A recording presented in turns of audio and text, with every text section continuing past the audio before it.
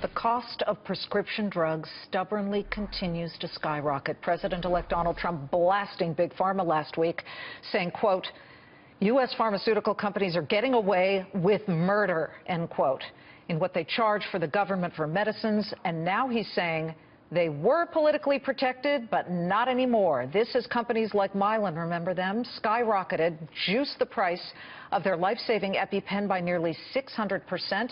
For people who are desperate, they could die if one tiny particle of milk or peanuts or whatever your allergy could kill people, many of them children. 600% price hike. Should Big Pharma in the U.S. be on high alert and on notice with the pending Trump presidency? Our next guest, Robyn O'Brien, is known as the Erin Brockovich of food allergy. She's joining us live from Denver, Colorado, in a Fox Business exclusive.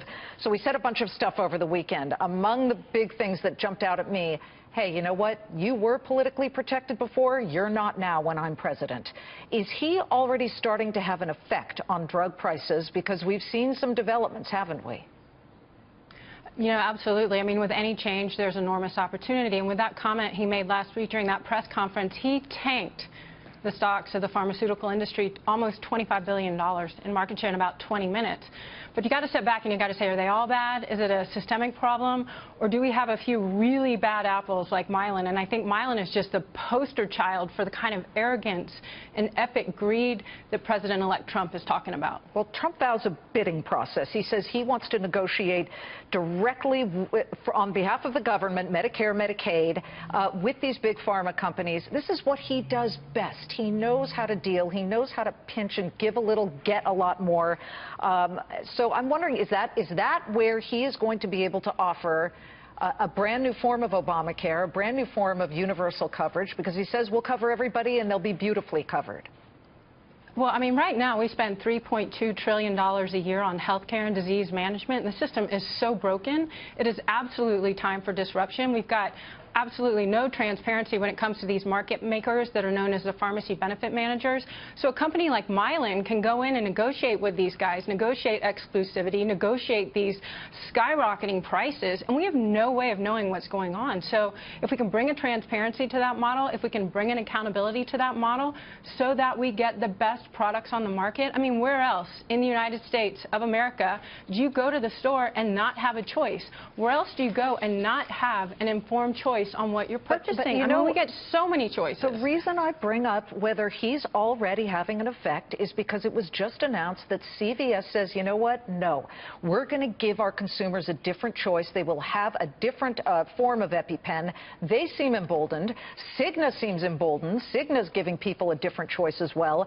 And, you know, suddenly this is all happening in the wake of Donald Trump saying last week, these guys are getting away with murder. And so, again, we have this lower banner that says, healthcare hero, question mark.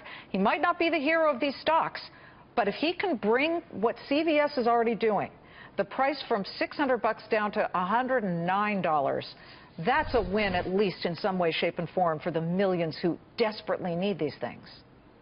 So, Liz, I spoke with CVS on Friday. What's interesting is that the head of CVS Pharmacy is a mother of 4 who knows exactly what food allergy families are dealing with because her 4th child has a food allergy.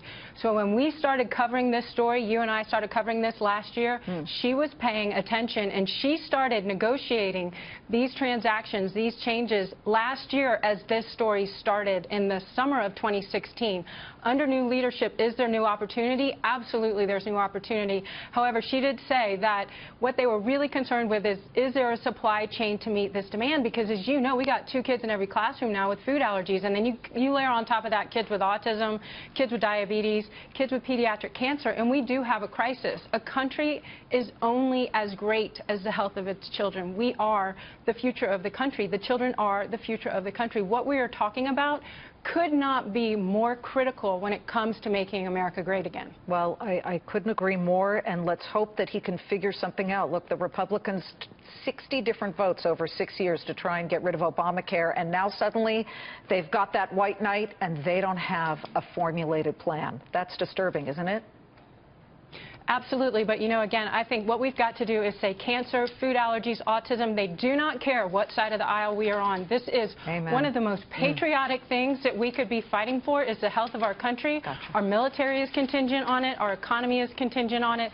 The success of our country is contingent on the health of its citizens. There is nothing more patriotic that any of us could be working on. Robyn O'Brien, mother of 4, kid with food allergies, we thank you so much.